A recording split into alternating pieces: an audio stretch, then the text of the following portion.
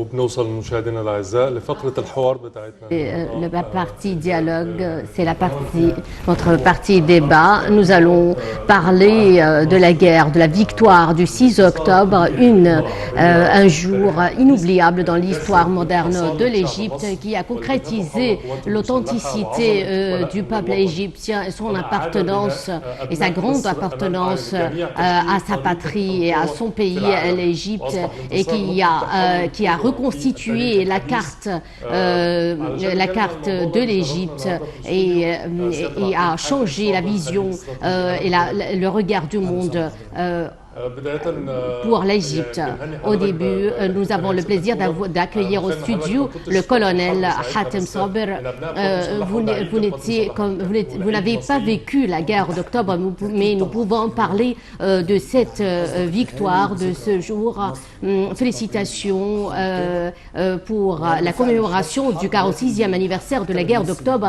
C'est vrai que je n'ai pas vécu cette guerre, mais je suis fier d'être promu de l'académie militaire et mes professeurs et mes enseignants qui ont tous participé à la guerre d'octobre. Monsieur le colonel, le président Abdel Fattah el-Sisi ne cesse de réitérer que la guerre contre le terrorisme est longue, mais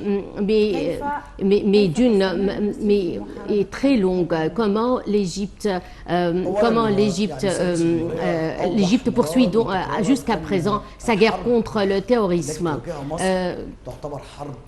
Parlez-nous des efforts d'Égypte à cet égard. La guerre contre le terrorisme est une guerre non conventionnelle. C'est une guerre indirecte qui vise à épuiser les ressources de l'armée, la force de l'armée égyptienne. Dans certains pays voisins, le terrorisme a ravagé ces pays, a détruit ces pays. Le monde témoigne à présent de la victoire de l'Égypte et sa victoire de l'Égypte dans sa guerre contre le terrorisme. C'est une première dans le monde. Son expérience dans la lutte antiterroriste est une première dans le monde. La guerre contre le terrorisme vise à épuiser les ressources régulières dans une guerre atypique.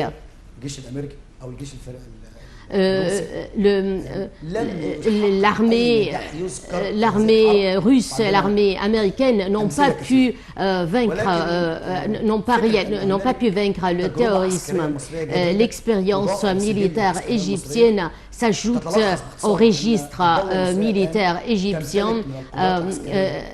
L'Égypte possède actuellement des capacités militaires pour lancer une guerre contre un ennemi irrégulier et possède des forces bien formées et bien qualifiées pour mener cette guerre. C'est une expérience. Elle a témoigné d'une expérience antiterroriste inédite. Actuellement, Monsieur le colonel, nous voyons que les États-Unis exploitent les Kurdes pour lutter contre Daesh. Ce principe d'exploiter des éléments pour lutter contre d'autres, les guerres conventionnelles dans l'histoire de l'armée ce mécanisme a été totalement modifié de nos jours. Vous entendez par là les générations de guerre. Les experts dans ce domaine disent que nous affrontons à présent, non en tant qu'Égypte, mais en tant que monde entier, la quatrième génération de guerre. La première guerre de génération, c'est la dernière génération de la dernière forme de la première génération des guerres. C'était la guerre du 6 octobre. La guerre finisse par une opération, par un accord, un traité de paix entre les deux parties. La guerre d'octobre est la dernière forme de la guerre de la première génération. Nous avons passé ensuite à la guerre de commando, la guerre des guérillas, c'était lors de la guerre de Vietnam. Ensuite, la guerre préventive, c'était comme modèle la guerre des États-Unis en Irak, et maintenant c'est la guerre de la quatrième génération qui vise à recruter des mouvances terroristes pour détruire certains pays. C'est l'idée d'exporter le terrorisme dans un État pour réaliser des fins et des finalités politiques. Nous avons témoigné de cela en Irak, en Syrie, et à présent le monde témoigne de la destruction et du démantèlement de la Syrie. Nous avons vu ça, on a témoigné de cela aussi au Soudan, en Libye, exporter des mouvances, des éléments terroristes pour détruire des États. C'est le système appliqué actuellement. Il y a aussi les guerres morales,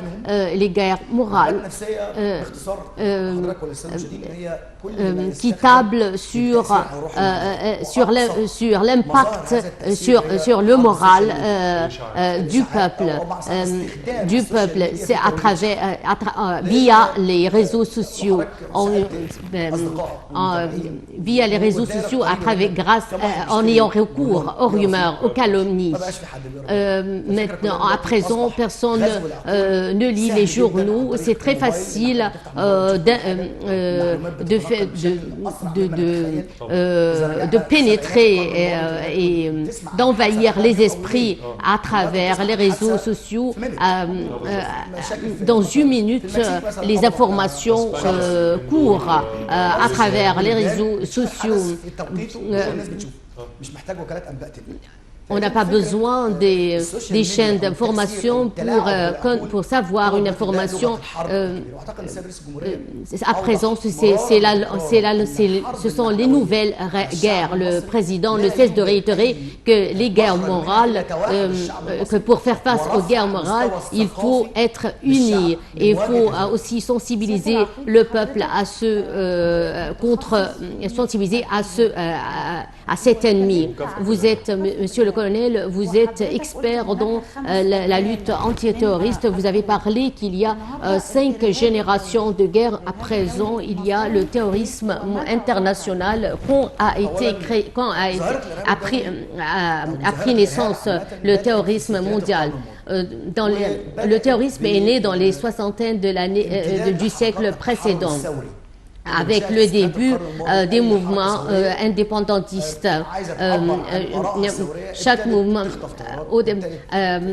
n'importe quel mouvement révolutionnaire, pour attirer l'attention, il détourne un avion par exemple, prend des otages. En Allemagne, il y avait un groupe qui dont l'Allemagne a beaucoup souffert des atrocités de ce mouvement. Il y avait en Inde aussi des mouvements, même aux États-Unis, les groupes Coxelen qui détient les Noirs et les tue. Donc l'exportation du terrorisme au cours des années 60 du siècle précédent est passée de cette étape vers des mouvances terroristes qui brandissent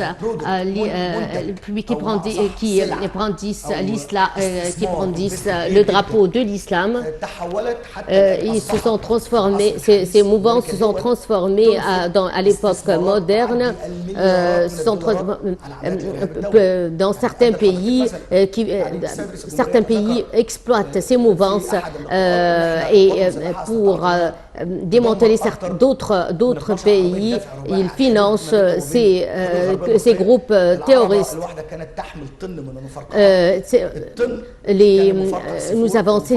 Nous saisissons toujours des véhicules tout-terrain et des camions transportant des milliers de tonnes d'explosifs.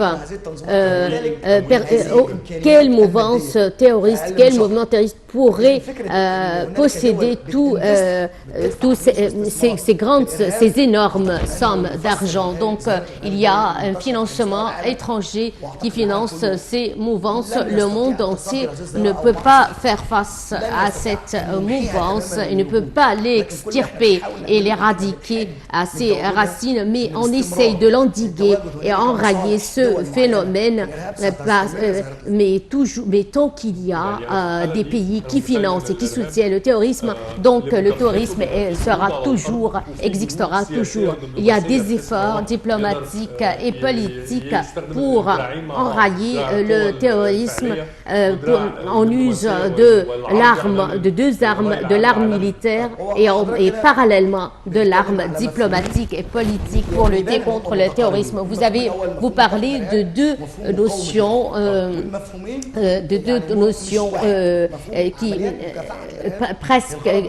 qui se rapprochent l'un de l'autre.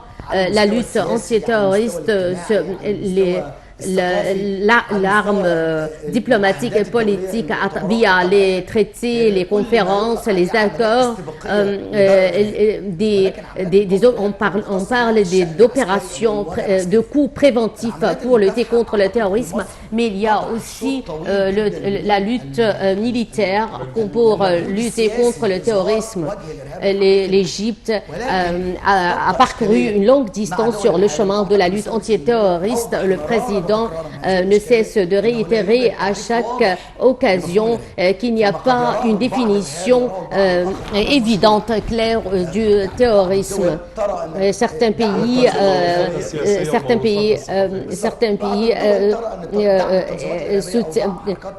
estiment que le soutien du terrorisme est une liberté d'expression et le considèrent comme une activiste armée ou une équation. On parle d'une équation armée, une équation modérée armée. Donc, on parle d'une notion nouveau-née. On adopte deux poids et deux mesures. La liberté, celui qui défend son territoire et son pays, certains pays le considèrent comme terroriste. Et le terroriste qui tue ses compatriotes, ses concitoyens, on le considère comme rebelle. Il y a en Afghanistan, on considère on parle des terroristes et dans d'autres pays on parle de djihadistes. Donc on adopte deux poids et deux mesures. Les mouvances terroristes dans certains pays, on les considère comme une défense armée et dans d'autres régions, on les considère comme terroristes. le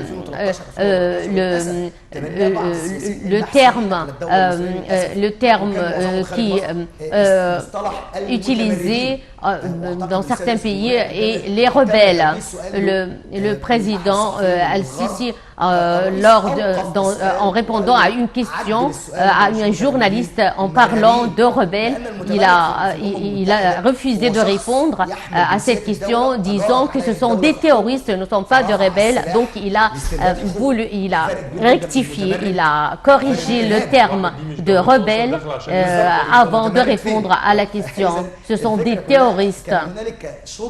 Donc, la politique égyptienne a parcouru un long chemin, a assumé, a endossé une grande responsabilité à cet égard pour clarifier la notion et expliquer au monde entier ce que signifie le terrorisme. C'est le modèle. Donc c'est la preuve que l'expérience égyptienne dans la lutte antiterroriste a bien réussi. Pourquoi l'Égypte est toujours le point de mire et le point de mire du monde entier.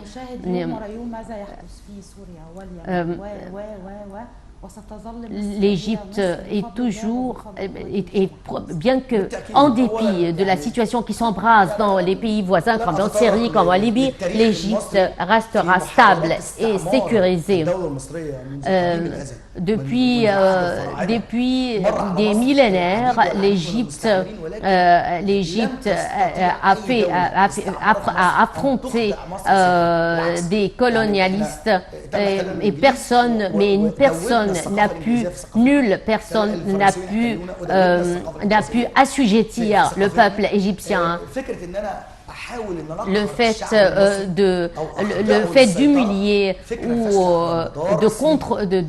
d'opprimer le peuple égyptien et était vaine. L'Égypte restera toujours le cœur du monde et le point. Les intéressés de la géopolitique disent que pour contrôler la terre, il faut contrôler le cœur de la terre. Et si nous regardons la carte, nous allons remarquer que l'Égypte est le cœur de la terre. La théorie la plus dangereuse, c'est la théorie qu'Israël, c'est la grandeur d'Israël ne pourrait être réalisée que par la destruction de certains pays, entre autres l'Égypte, ce qui prouve l'importance stratégique de l'Égypte et qui explique le grand intérêt que porte le monde entier à l'Égypte. Le passage qui a été projeté lors de la commémoration du 46e anniversaire du 6 octobre visait à ranimer, à raviver l'esprit de la victoire d'octobre. Ce film a été bien impressionnant et a donné le feu vert au peuple égyptien, aux jeunes générations, a expliqué aux jeunes générations que nous avons réalisé une grande victoire et la défaite de 1967 n'était pas une défaite, mais c'était une victoire, mais c'était toujours une victoire. La guerre d'octobre et la victoire d'octobre est venue couronner des années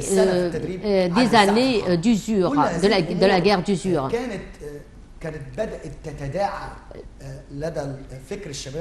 Les jeunes générations n'étaient pas au courant de ce qui s'est passé pendant la guerre d'octobre, mais le film, le passage Al-Mamar, ou le passage a fait revivre aux nouvelles générations la victoire et la guerre d'octobre pour la guerre d'octobre.